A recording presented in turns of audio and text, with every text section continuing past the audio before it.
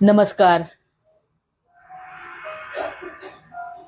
मी वाकी वसिष्ठ माझ्या यूट्यूब चॅनलवर तुमचं स्वागत करत आहे.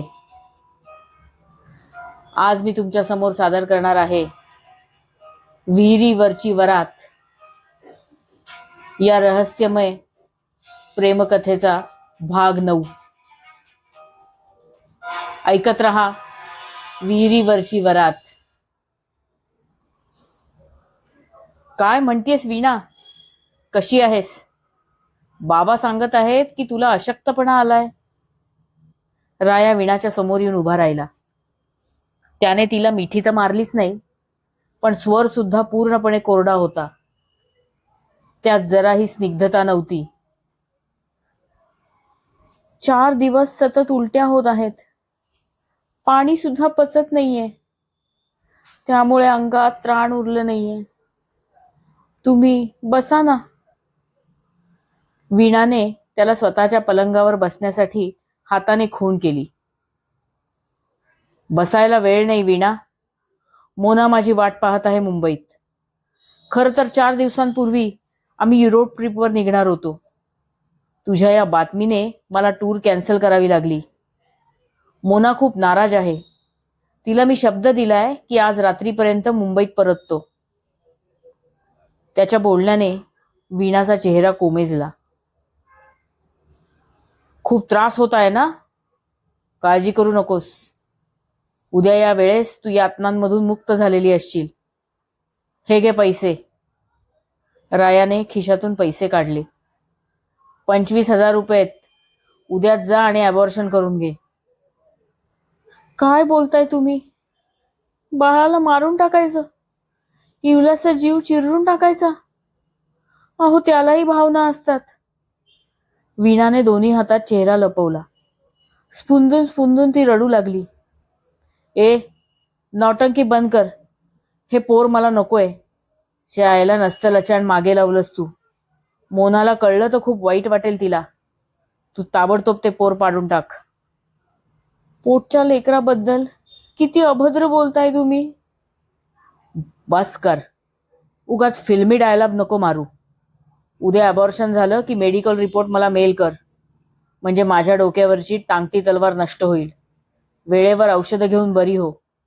15 दिवसांनी आपल्या घटस्फोटाची पुढची तारीख आहे, हे विसरू नकोस. आजारपणाचं निमित्त करून दांडी मारू नकोस. बरं, ठीक आहे. मी निघतो आता. आणि हो, एक सांगायचं राहिलंच. उद्या चुकून माकून मोनाला तुझ्या प्रेग्नन्सीबद्दल कळलंच तर सांग, ते मूल माझं नसून अधिरथचं आहे. राया आल्या पावली निघूनही गेला. त्याच्या वाक्याने वीणाच्या कानात गरम शिसं ओतल्याप्रमाणे झालं. त्याचं संभाषण दाराआड उभ्या असलेल्या देशमुखरावांनी ऐकलं. त्यांच्या डोळ्यात पाणी दाटलं. ते आत आले. त्यांना पाहून वीणाला भावना अनावर झाल्या. त्यांच्या गळ्यात पडून ती ओक्साबोक्शी रडू लागली. जावई घरी येतोय हे ऐकून काही वेळापूर्वी वीणाप्रमाणे तेही उल्हासित झाले होते. पण रायाने त्या दोघांच्या आनंदावर विरजण घातलं. अशा अवस्थेत पोरीच्या वाट्याला हे काय आलंय? देशमुखराव उद्ध्वस्त झाले. 1 महिन्यांपूर्वी वीणा माहेरी आली तेव्हा त्यांना वाटलं पोर माहेरपणालाही आली असेल. पण जेव्हा वीणाने सत्य परिस्थिती सांगितली तेव्हा त्यांना धक्का बसला. तशी ती फार समजूतदार. बापाला एकदम धक्का देऊन हृदयविकार यायला नको म्हणून भांडण होतं असं सांगायची. पटत नाही म्हणायची. वाटत होतं पेल्यातील वादळ पेल्यातच शमेल. नवरा बायकोंमध्ये थोडेफार खटके तर उडणारच. पण प्रकरण साधंसुधं नव्हतं. वीणा कायमची परत आली हे कळल्यावर ते खचले असले तरी त्यांनी वीणाला तसं जाणवू दिलं नाही. स्वतःबरोबर तिची समजूत काढत राहिले. बाबांच्या समाधानासाठी त्यांच्या हातून वीणाने पेच प्यायली व झोपेचं सोंग घेतलं. आठवणी कितीही विसरायच्या ठरवल्या तरी त्या फेर धरून जास्तच जवळ येतात आणि वाकुल्या दाखवतात. गोव्याहून मुंबईत आल्यावर मोना रायाबरोबर राहण्यासाठी वाड्यात आली. जयाबाईंनी, इतर नातेवाईकांनी रायाला खूप समजावलं, पण राया कुणाचंच ऐकत नव्हता. जयाबाईंनी वीणाची माफी मागितली. त्यांना मोना कधीच पसंत नव्हती. घटस्फोटीत मोनाशी लग्न करण्यासाठी राया स्वतःला घटस्फोटीत बनवेल असं स्वप्नात सुद्धा त्यांना वाटलं नव्हतं. पण घडणाऱ्या गोष्टी घडून गेल्या होत्या. त्यांना वीणाबद्दल फार माया वाटत होती. राया तिला नांदवायला तयार नव्हता. त्याला त्या तरी काय करणार? त्यात घरात घडलेले 3 मृत्यू. पोलिसांचा ससेमिरा मागे लागला होता. सर्वजण संशयाच्या भोवऱ्यात अडकले होते. वीणा गोव्याहून आल्यावर लगेचच वीरपूरला जाणार होती, पण जयाबाईंच्या आग्रहाखातर ती वाड्यावर थांबली. मी कुलदेवतेला साकडं घातलंय. महिनाभरात हे मोनारूपी विघ्न नाहीसं होऊ देत. माझ्या राया वीणाचा संसार मार्गी लागू देत. मला खात्री आहे आपली कुलदेवता मला पावेल. माझ्यासाठी अजून फक्त महिनाभर तू थांब. परिस्थिती तशीच राहिली तर मीच तुला तुझ्या माहेरी सोडायला येईन. प्रेमळ जयाबाईंसमोर वीणाला झुकावंच लागलं. तेथे राहणं हा फार कठीण काळ होता. स्वतःच्या नवऱ्याला दिवस रात्र दुसऱ्या बाईबरोबर 24 तास पाहणं यापेक्षा मोठी शिक्षा कुठची? प्रत्येक गोष्टीत मोना ही वीणाचा पाण उतारा करत होती. वीणाला पाहून ती मुद्दाम रायाला मिठ्या मारत असे. वीणाला सर्व असह्य होत होतं. पण जयाबाईंना महिनाभर थांबण्याचं वचन दिलं होतं ना. यात अजून एक चमत्कारिक घटना घडली. इन्स्पेक्टर मेघनाथ यांचा तीव्र हृदयविकाराचा झटका येऊन अकस्मात मृत्यू झाला. ते पुढील तपासणीसाठी वाड्यावर आले होते. बोलता बोलता त्यांच्या छातीत कळ आली. राया त्यांच्याजवळ धावला. विहिरीकडे बोट दाखवत त्यांनी प्राण सोडला.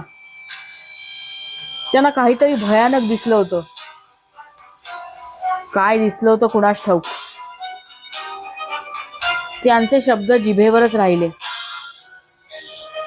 त्यांच्या मृत्यूने पोलीस खातं हादरलं. अवघ्या 40व्या वर्षी हार्ट फेल. वीणाच्या काळजात चर्र झालं. मेघनाथना माझ्याप्रमाणेच ती कंदीलधारी स्त्री दिसली होती की काय?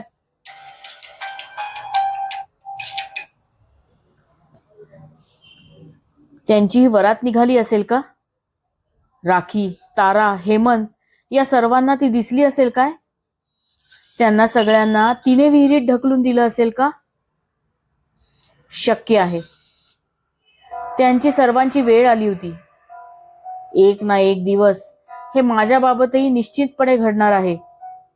म्हणून तर अनेकदा ठरवूनही मला वाड्याच्या बाहेर पडता येत नाहीये. हे सर्व पोलिसांना सांगितलं तर माझ्यावर ते विश्वास ठेवतील? छे, शक्य नाही. मला ते वेडी म्हणतील. मानसोपचार तज्ञांकडे पाठवतील. एका मागून एक बळी जात आहेत. तरीही रायांचे डोळे का उघडत नाहीत? त्यांनी हा वाडा सोडायला हवा. पण त्यांना कोण समजवणार? काही दिवसांनी इन्स्पेक्टर मेघनाथांच्या जागी दुसरे इन्स्पेक्टर आले. कॉन्स्टेबल गायकवाड त्यांचा निरोप घेऊन वाड्यावर आले. नवीन साहेब 10 मिनिटात येणार होते. सर्वांची ते नव्याने चौकशी करणार होते. खरोखरच 10व्या मिनिटाला पोलिसांची जीप वाड्यावर आली. साहेब रुबाबदार चालीने आत आले. गॉगल कॅप उतरवत रायाला हस्तांदोलन केलं. मिस्टर राया. मी अधिरथ. इन्स्पेक्टर अधिरथ चांदणे.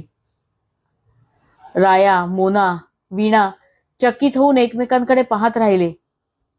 अधिरथने वीणाकडे एक ओझरता कटाक्ष टाकला. त्याने सर्व वाड्याची पाहणी केली. विहिरीचं निरीक्षण केलं. प्रत्येकाला एकांतात एका खोलीत 10-15 मिनिटं बोलावून चौकशी केली. सगळ्यात शेवटी वीणाला बोलवलं. वीणा येताच दोघांची नजरानजर झाली. वीणाची नजर खाली गेली. तुम्ही माझ्या मागावर येथे आलात का? तुला वाटतंय तसं अजिबात नाही वीणा. काल रात्री इथे येईपर्यंत मला ठाऊक नव्हतं. केस पेपरवर नाव पाहिलं तेव्हा कळलं. हा निव्वळ योगायोग म्हणावा लागेल.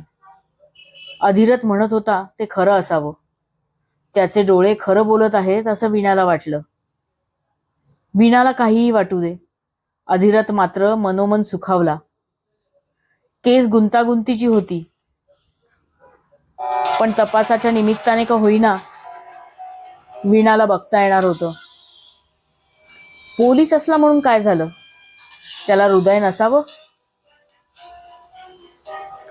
अधिरथचं हृदय तर केव्हाच वीणात गुंतलं होतं, पण तो एक कर्तव्यदक्ष अधिकारी होता.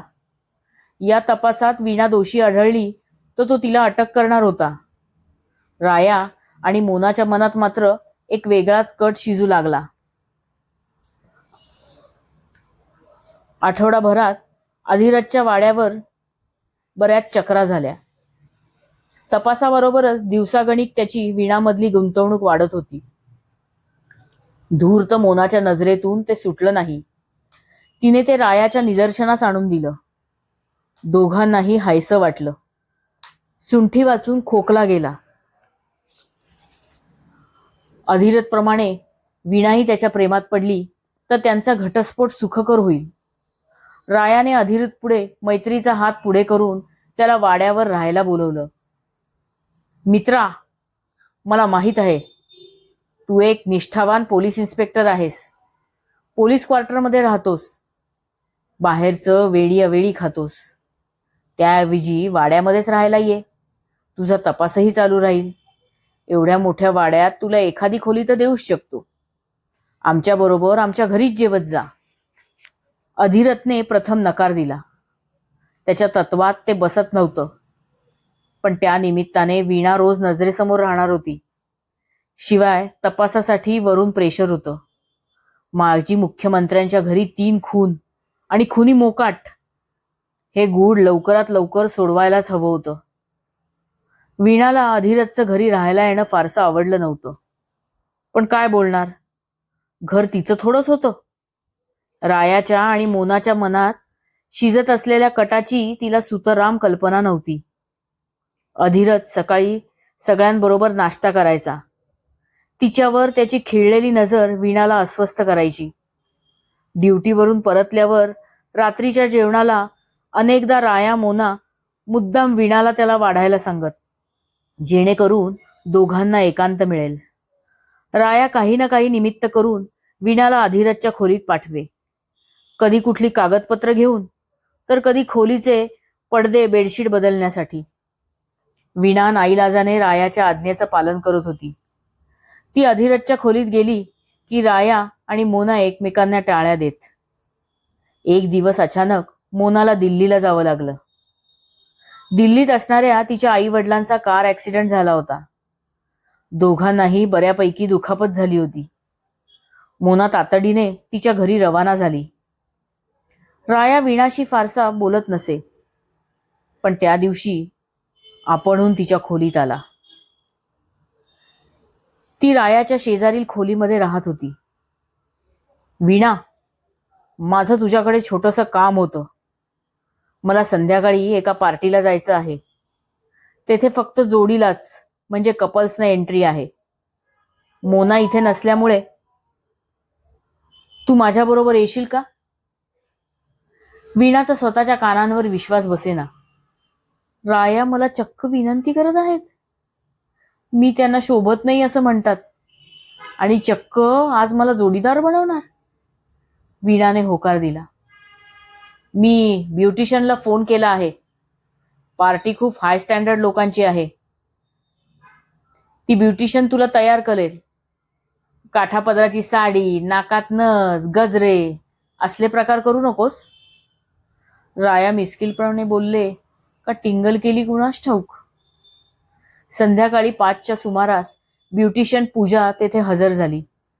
आल्याबरोबर तिने वीणाला तिचे सर्व ड्रेसेस, साड्या दाखवायला लावल्या.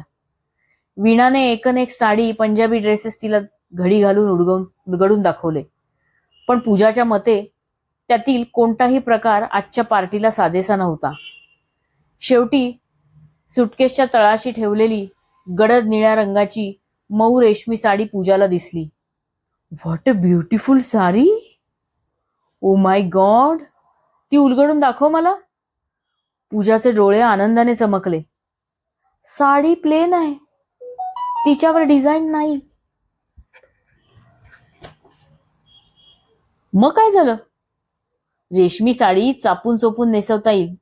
तुझी हाईट आणि फिगर अफलातून आहे. सेक्सी दिसशील तू वीणा. पण त्याच्यावर स्लीवलेस ब्लाऊज आहे. स्लीवलेस मध्ये मला खूप लाजल्यासारखं होतं. ओ सोने पे सुहागा माय डियर. मग तर तू सेक्सी नाही, सुपर हॉट अँड सेक्सी दिसशील.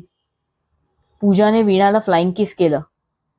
वीणाने खूप आडेवेडे घेतले, पण ही पूजा ही आपलं तेच खरं करण्यातली होती. सर्वप्रथम तिने वीणाचा चेहरा क्लीन केला. तिचे लांबसडक केस भरपूर शॅम्पू कंडिशनर लावून वॉश केले. सगळ्यात शेवटी आयन केले. वीणाची त्वचा गहूवर्णी असली तरी नितळ आणि तजेलदार होती. तिच्या चेहऱ्याला साजेसा लाईट मेकअप केला. त्यावर व्हाईट चमचमणाऱ्या डायमंडचे हँगिंग इयररिंग्स आणि तसाच चकाकता नेकलेस घातला. हातातल्या बांगड्या काढून ब्रेसलेट्स घातले. आता बघ स्वतःला आरशात. पूजाने वीणाकडे पाहत मुलं वाजवतात त्याप्रमाणे शिट्टी वाजवली. वीणा लाजली. तिने आरशात स्वतःला पाहिलं. तिने स्वतःला ओळखलं नाही. फारच वेगळी दिसत होती ती. एकदम मॉडर्न लुक आला होता. ज्या साडीला तिने आजवर स्पर्श सुद्धा केला नव्हता, त्या साडीने वीणाचं रूपडं पूर्णपणे बदलून टाकलं होतं. पूजाने वीणाला रायापुढे उभी केली. राया, ओळखा पाहू तुमच्याकडे कोण आलंय? स्वर्गातली एक अप्सरा खाली आली आहे. अपना दिल थांब के बैठना. Here is your beauty queen wife Mrs Veena. राया वीणाकडे पाहतच राहिला. धन्यवाद पूजा. या गावरान गंगीला आधुनिक रूपात आणणं तितकं सोपं नव्हतं.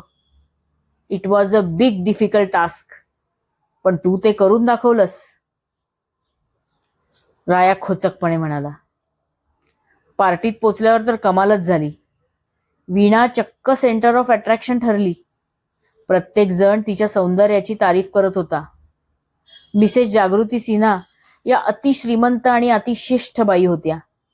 उभ्या आयुष्यात त्यांनी स्वतः सोडून इतर कुठल्याही स्त्रीची कधीच स्तुती केली नसेल. पण आज साक्षात त्यांनी आपणहून वीणाजवळ येत तिच्या लांबसडक झुळझुळीत केसांची तारीफ केली.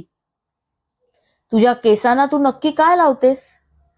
तुझ्या रेशमी केसांची आणि तू नेसलेल्या रेशमी साडीची एकमेकांशी स्पर्धा लागलीये. मिसेस सिन्हांच्या तोंडून वीणाचं कौतुक ऐकून रायाला आश्चर्य वाटलं. पार्टी संपल्यावर वीणा राया गाडीपाशी आले. ती गाडीचा दरवाजा उघडू लागली. वीणा, डोर लॉक आहे. रायाने तिच्या हातांवर हात ठेवला. तिला अलगद बाजूला केलं. डोअर अनलॉक करून स्वतः दरवाजा उघडला व तिला आत बसण्याची खूण केली. त्याच्या अनपेक्षित कृतीने ती भांबावली. त्याने तिचा हात जरा जोरातच दाबला होता. प्रथमच रायाच्या स्पर्शात तिला विचित्र काहीतरी जाणवलं. रायाचा अशा पद्धतीचा स्पर्श तिला पूर्णपणे नवीन होता. पूर्वी त्याने तिच्याशी प्रेमाचं नाटक केलं होतं, तेव्हा अनेकदा तिला स्पर्श केला होता, पण त्यात तिला कधीच काही वावगं वाटलं नव्हतं. पण आज अचानक रायाचा असा स्पर्श तिला अस्वस्थ करून गेला. तिला त्याचा त्या प्रकारचा स्पर्श हवाहवासा वाटला. नकोच जास्त विचार करायला. सगळे मनाचे खेळ. माझ्याबरोबर मोनाचा होणारा पती आहे. शरीराने मनाने अगोदरच तिचा झालेला, फक्त विधीने अजून न झालेला. तोही लवकरच होईल. वीणाने विचार झटकून टाकले. ती निश्चलपणे समोर बघत राहिली. राया गाडी चालवत होता. गाडी वाड्यावर आली तेव्हा रात्रीचे 12 वाजले होते. किशोरने रायाच्या हातून चावी घेऊन गाडी पार्क केली. राया त्याच्याशी बोलत उभा राहिला. वीणाने तेथून काढता पाय घेतला. तिला कधी एकदा मोकळे केस बांधते असं झालं होतं. केस मोकळे सोडून फिरलं की भूतबाधा होते असं आई म्हणायची. वीणा झपाझप चालत खोलीत आली. सर्वप्रथम केसाचा आंबाडा घातला. किती हलकं वाटतंय. वॉश बेसिन जवळ जाऊन चेहरा स्वच्छ धुतला. इयरिंग्स, नेकलेस, ब्रेसलेट काढलं. साडी बदलायला हवी. केवढ्या पिना लावून ठेवल्यात पूजाने. एवढी टाईट साडी नेसवायची काय गरज. वीणा स्वतःची फिगर आरशात निहाळू लागली. मला स्वतःला आरशात बघून माझ्याच वासना चाळवल्या गेल्या आहेत. मला ज्या पुरुषांनी पाहिलं त्यांची तर काय अवस्था झाली असेल. वीणाने कशाबशा पदराच्या पिना काढल्या. पदर खांद्यावरून ढळून खाली पडला. तिने साडीच्या निऱ्यांना हात घातला. तिथेही 2 पिना लावल्या होत्या. ते एवढ्या घट्ट लावल्या होत्या की निघता निघेनात. काही मदत करू का? वीणाने दचकून वर पाहिलं. तेवढ्यात एक पिन तिच्या बोटात घुसली. हा, तिने बोट तोंडात घातलं. तुम्ही इथे? समोर राया उभा होता. मगाशी गडबडीत ती खोलीचं दार लापूरतं लावायला विसरली होती. जोरात घुसली का? रायाने वीणाचं बोट हातात घेतलं. अजूनही रक्त वाहत होतं. त्याने तिचं बोट स्वतःच्या तोंडात घातलं. तो तिच्या अगदी जवळ उभा होता. तिच्या शरीराकडे आधाशासारखा पाहत होता. पदर ढळल्यामुळे तिचा ठसठशीत बांधा त्याच्या नजरेत भरला. रायाचा स्वतःवर ताबा राहिला नाही. त्याने तिच्या कमरेभोवती हात घालून तिला आपल्या जवळ ओढली. तिच्या ओठात ओठ मिसळून तिचं करकचून चुंबन घेतलं. काय करताय तुम्ही? दूर व्हा, दूर व्हा तुम्ही. काय करताय? मी वीणा आहे. तुम्हाला जरा जास्त झाली आहे वाटतं. मला मोना समजलात का? वीणाने रायाला दूर ढकललं. खाली वाकून पदर पुन्हा खांद्यावर टाकला. रायाकडे पाठ करून उभी राहिली. तिचं तोंड आरशाकडे होतं. तिची उघडी पाठ पाहून राया अधिकच उत्तेजित झाला. त्याने तिला पाठीमागून मिठी घातली. मी थेंबरही घेतलेली नाही. मला तुझ्या रूपाची नशा चढली आहे. तू वीणा आहेस, मोना नाहीस हे माहीत आहे मला. मी पूर्णपणे शुद्धीत आहे. तू फार सेक्सी दिसतीयस. आज मला तू हवी आहेस. रायाने वीणाला बेडवर ढकललं. आवरा स्वतःला. मी पाया पडते तुमच्या. आजची रात्र सरली की उद्या तुम्हाला तुमच्या कृत्याचा पश्चाताप होईल. शट अप वीणा.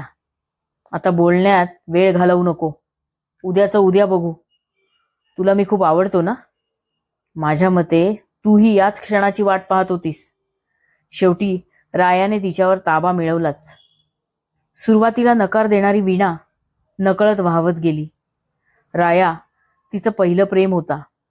या क्षणासाठी ती आसुसलेली होती. हातातून निसटून गेलेला मोती आपणून तिच्या मुठीत कैद झाला होता. सकाळी जाग आली तेव्हा वीणाच्या डोळ्यांवर वेगळीच धुंदी चढली होती. राया गाढ झोपला होता. त्याची घट्ट मिठी तिला सोडवता येईना. नव्हे, त्यातून तिला सुटायचंच नव्हतं. रात्री जे घडलं ते स्वप्न होतं का? वीणाने स्वतःला जोरात चिमटा काढला. ती स्वप्नात नव्हती. रायाला झोपेतून जागं करावं का? नको. कदाचित तो उठल्यावर मला ढकलून देईल. काल दोघात जे घडलं ते इतकं सुखद होतं की त्या सुंदर आठवणीतून तिला बाहेर यावंसं वाटेना. मनातल्या मनात ती त्या गोष्टीची पारायणं करत राहिली. चला लवकर खाली. सगळे नाश्त्याला थांबलेत तुमच्यासाठी. वीणाताई उठा.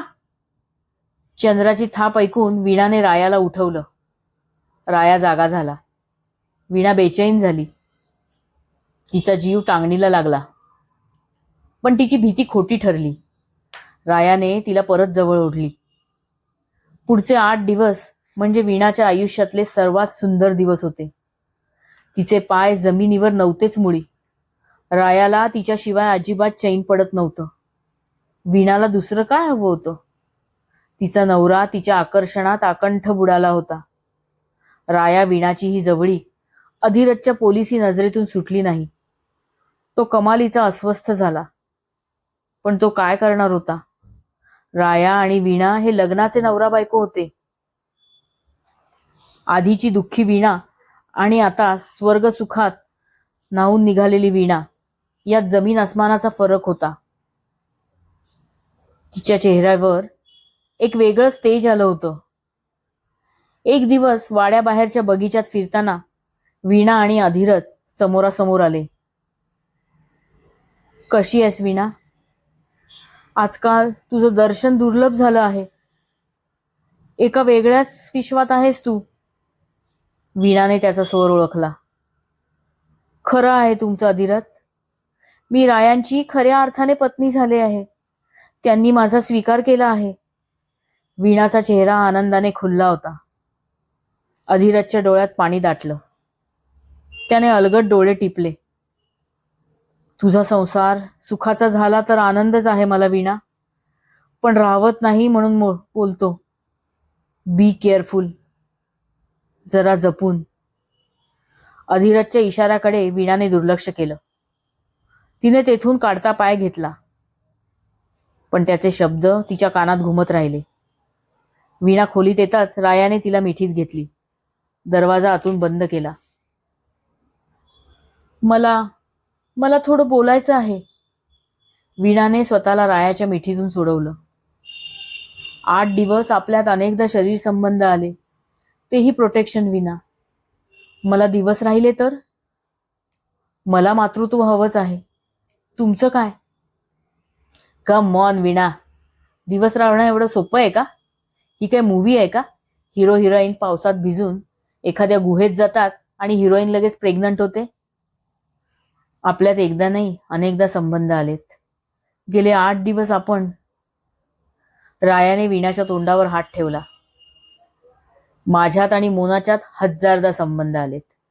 आम्ही बिनधास्त सेक्स करतो, तेही प्रोटेक्शन न वापरता. तिला नाही ते दिवस गेले, तुला कसे जातील? तिचं शरीर वेगळं, माझं वेगळं, पण पुरुष तर एकच आहे ना. जास्त विचार करू नकोस. आणि हो, बरी आठवण झाली. आपल्याला जोडीने सिद्धिविनायकाच्या दर्शनाला जायचं आहे. उद्या सकाळीच जाऊन येऊ. नव्या नवरीसारखी तयार हो. तुझं ते रूप मला परत पाहायचं आहे. दुसऱ्या दिवशी वीणा लवकर उठून तयार झाली. लग्नातला भरजरी शालू नेसला. लॉकरमधून सर्व दागिने काढले. परत एकदा नव्या नवरीसारखी सजली. रायाबरोबर जोडीने सिद्धिविनायकाचं दर्शन घेऊन आली. घरातील सर्व मंडळी खूप खुश झाली. संसार मार्गी लागला. कुलदेवता नवसाला पावली म्हणून जयाबाईंना समाधान वाटलं. वीणा जयाबाईंच्या खोलीत असताना राया तेथे आला. मी माझ्या बायकोला घेऊन जाऊ शकतो का? बाबा, घेऊन जा तुझ्या बायकोला. वीणा, जाग बाई, तुझा नवरा बोलवताय तुला. जयाबाई हसल्या. वीणाचा हात धरून ओढतच राया तिला खोलीत घेऊन आला. हा काय विचित्रपणा आहे. अहो, आई समोर मला किती संकोचल्यासारखं झालं. त्यांना काय वाटलं असेल? काय वाटणार? तिला खूप आनंदच झाला असेल. किती वेळ तुझी वाट पाहिली, तुझा पत्ताच नाही, म्हणून शेवटी खेचत आणावी लागली तुला. सकाळपासून तुला बघतोय, किती धीर धरायचा मी. वीणाला त्याने घट्ट मिठी मारली. हाय आई गो. काय झालं राया? हे तुझे हिऱ्याचे झुबे माझ्या चेहऱ्याला टोचले. ओह, आय एम व्हेरी सॉरी. थांबा हं, काढतेच. वीणाने झुबे काढले. राया वीणाच्या दागिन्यांचा रिकामा डबा घेऊन आला. झुबे, बांगड्या, गळ्यातले नानाविध हार, हिऱ्यांची नथ, सोन्याचा कंबरपट्टा. रायाने स्वतःच्या हाताने एक एक दागिना वीणाच्या अंगावरून उतरून डब्यात ठेवला. डब्याला वीणाने कुलूप घातलं. चावी आणि डबा घेऊन ती लॉकरकडे जायला निघाली. रायाने तिला परत खाली बसवलं. तिच्या हातून दागिन्यांचा डबा आणि चावी काढून घेतली व शेजारी असलेल्या ड्रेसिंग टेबलवर ठेवली. सकाळी उठून वीणा पाहते तो काय, ती खोलीत एकटीच होती. राया तिच्या शेजारी नव्हता. एवढ्या सकाळी सकाळी राया कुठे गेले? वीणा कावरीबावरी झाली. राया वॉशरूम मध्येही नव्हता. तेवढ्यात तिला पलीकडच्या खोलीतून म्हणजे शेजारच्या रायाच्या खोलीतून खिदळण्याचा आवाज आला. आवाज राया आणि मोनाचा होता. वीणाने अंगावर गाऊन चढवला. दार ढकलून ती रायाच्या खोलीत आली. समोरचं दृश्य पाहून तिच्या पायाखालची वाळू सरकली. मोना रायाच्या मिठीत विसावली होती. ती दागिन्यांनी नखशिकांत मढली होती. सगळे मोनाचे दागिने हे वीणाचे होते. नाकातल्या खांदणी नथीपासून पायातल्या पैंजणांपर्यंत घातलेले एकनेक दागिने वीणाचे होते. काल रात्री वीणाचे झुबे रायाला खुपत होते, पण आता या क्षणी मात्र मोनाच्या अंगावरील एकही दागिना त्याला टोचत नव्हता. वीणाच्या डोळ्यात टचकन पाणी आलं. हे का चालतंय तुमचं सगळं? तुम्ही परत मोना बरोबर? तुला काही प्रॉब्लेम? मोना दात विचकून हसू लागली. तू शांत राहा. मला माझ्या नवऱ्याकडून उत्तर हवंय.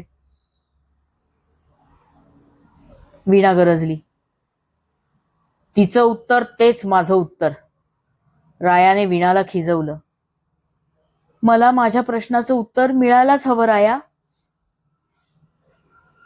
मोना डार्लिंग, तू टेरेसवर जाऊन या दागिन्यांवर भरपूर सेल्फी घे. तुझ्या गोऱ्या रंगावर हे दागिने फारच खुलून दिसत आहेत. रायाने वीणाकडे तिरक्या नजरेने पाहत गोऱ्या या शब्दावर जरा जास्तच भर दिला. मोना खोलीतून बाहेर गेल्यावर वीणाने रायाला घट्ट मिठी मारली. रायाने तिला स्वतःपासून दूर केलं. ताबडतोब या घरातनं चालती हो. गाडी ड्रायव्हर दोन्ही तयार आहे. बॅग भर आणि इथून निघ. उगाच मेलोड्रामा क्रिएट करू नकोस. माझ्या प्रश्नांचं उत्तर मिळाल्याखेरीज मी इथून हलणार नाही, आणि उत्तर मिळालं की एक क्षणही थांबणार नाही. वीणाचे डोळे पाणावले. मग ऐक तर, माझ्या आईने 50 कोटीचे दागिने तुला देऊन टाकले. तिजोरीला तुझा पासवर्ड आणि तुझ्याच फिंगरप्रिंट्स. तुझ्याकडे दागिने मागितले असते तर तू देणार नाहीस याची मला खात्री होती. आई तर एकदा दिलेली वस्तू कधीच कुणाकडून परत घेत नाही. त्यातून तू तिची लाडकी सून. म्हणून मी आणि मोनाने एक प्लॅन केला. मोना दिल्लीला निघून गेली. मी तुझ्यावर प्रेमाचं जाळं फेकलं आणि त्यात तू अगदी सहज अडकलीस. देवाच्या दर्शनाला जाताना तुला सर्व दागिने घालायला लावले. तुझा डोळा लागल्यावर मी सर्व दागिने माझ्या ताब्यात घेतले आणि जी या दागिन्यांची खरी मालकीण आहे तिच्या अंगावर ते पोचले. माझा प्लॅन यशस्वी झाला. दागिन्यांसाठी, फक्त दागिन्यांसाठी हा खेळ केलात राया? एकदा तरी मागून बघायचे होते माझ्याकडे. एका क्षणात मी तुम्हाला दिले असते. त्यासाठी माझ्या भावनांशी, शरीराशी का खेळलात? 50 कोटी तुझ्यासारख्या भिकारड्या पोरीसाठी लॉटरीच ना? हे भावना बिवना ऑल इज बुलशिट. खड्ड्यात गेल्या तुझ्या भावना. राहता राहिला तुझा प्रश्न तुझ्या शरीराचा, तर मी तुझ्यावर बलात्कार केला नाही. तुलाही तेच हवं होतं. माझ्याशी शारीरिक जवळीक हाही तुमच्या प्लॅनचा हिस्सा होता का? मोनाला हे मान्य होतं? टू बी फ्रँक, नव्हता. मला स्वप्नात सुद्धा वाटलं नव्हतं की मी तुझ्याकडे आकर्षित होईन. एनिवे, झालं ते झालं. त्यात काय विशेष? तुमच्यासाठी ते विशेष नसेल, पण माझ्यासाठी ते अविस्मरणीय आहे. मी कशी बाहेर येऊ यातून? मी खूप गुंतले आहे तुमच्यात. मी मी तुमच्याशिवाय जगू शकत नाही. राया, मला दूर नका सारू. मला आयुष्यभर तुमच्या समोर राहायचं आहे, तुमच्या सोबत राहायचं आहे. वीणाने रायाचे पाय धरले. तिचे अश्रू त्याच्या पावलांवर पडले, तरीही त्याच्या हृदयाला पाझर फुटला नाही. नॉनसेन्स, मूर्खासारखं बोलू नकोस. तुला अगदी स्पष्ट आणि माझ्या शब्दात सांगतो. माणसाला जेव्हा नेचर कॉल येतो ना, म्हणजे जोराची टॉयलेटला येते ना, तेव्हा त्याला सगळ्यात जवळचा वाटतो तो कमोड. त्या क्षणी तो कुठेही जायला तयार असतो. अगदी गलिच्छ असलेल्या सार्वजनिक स्वच्छतागृहात सुद्धा घुसतो. तिथे जाऊन एकदा का मोकळा झाला की त्याचा आणि त्या कमोडचा संबंध संपला. त्या क्षणी त्या घाणेरड्या पब्लिक कमोडने महत्वाची भूमिका बजावली म्हणून तो कोणी कायमचा घरी आणून ठेवत नाही. माझ्यासाठी गेल्या 8 दिवसात तू कमोड होतीस. तुला मी आयुष्यभर गळ्यात घेऊन नाही मिरवू शकत. मी तुला फ्लश आउट केलंय. तूही तेच कर. आता लगेच निघ. तुझं जाणं तू उद्यावर टाकू नकोस. नाहीतर आज रात्री परत कोणीतरी विहिरीत पडून मरेल आणि तुझं जाणं लांबेल. आणि हो, जायच्या आधी डिव्होर्स पेपरवर सही दे. मी आजच कोर्टात केस फाईल करणार आहे. रायाने वीणापुढे डिव्होर्स पेपर टाकले. भग्न हृदयाने वीणाने सह्या केल्या. बॅग भरून गाडीत बसली. कुणाचाही निरोप न घेता ती निघून गेली. जयाबाईंना खूप वाईट वाटेल याची तिला कल्पना होती. पण त्यांना ती भेटली असती तर त्यांनी तिला जाऊ दिलं नसतं. त्यांच्या शब्दांना मान देऊन ती परत फिरली असती. आज सगळं संपलं होतं. कुलदेवता सुद्धा पावल्या नव्हत्या. पावतीलच कशा? मोना हीच कोंडे घराण्याची सून आहे हे विधिलिखित आहे. तसं असल्याने जयाबाईंचा नवस कुलदैवत पूर्ण करू शकलं नाही. गाडीत बसल्यावर वीणाने डोळे भरून वाड्याकडे पाहिलं. माझा आणि या वाड्याचा आता काही संबंध नाही. आयुष्यात परत कधीही मी येथे पाऊल ठेवणार नाही. वीणाने निर्धार केला. वीरपूरला आल्यावर सर्वप्रथम तिने गणेश सरांची भेट घेतली. वीणाने त्यांना सत्य परिस्थिती सांगितली. गणेश सरांना तिच्यासारख्या हुशार मुलीची गरज होतीच. दुसऱ्या दिवसापासून लगेचच ती नोकरीवर रुजू झाली. या दरम्यान तिला अधिरथने अनेक फोन केले. वीणाने त्याला जुजबी उत्तरं दिली. तो तिला भेटण्यासाठी वीरपूरला येऊन गेला. वीणाची फसवणूक होणार याचा त्याला अंदाज होताच. सगळं काही परत मार्गी लागत असतानाच निसर्गाने आपली चुणूक दाखवली. नेहमी वेळेवर येणारी पाळी चुकली. वीणाच्या मनात शंकेची पाल चुकचुकली. डॉक्टरांकडे जाऊन चेकअप केल्यावर प्रेग्नन्सी कन्फर्म झाली. वीणाच्या आशा परत पल्लवित झाल्या. तिने ही बातमी रायाबरोबर जयाबाईंनाही फोन करून सांगितली. तिला खात्री होती की दोघंही धावतच वीरपूर गाठतील. शेवटी कोंड्यांच्या घराण्याचा अंश तिच्या पोटात वाढत होता. धन्यवाद. ऐकत रहा विहिरीवरची वरात.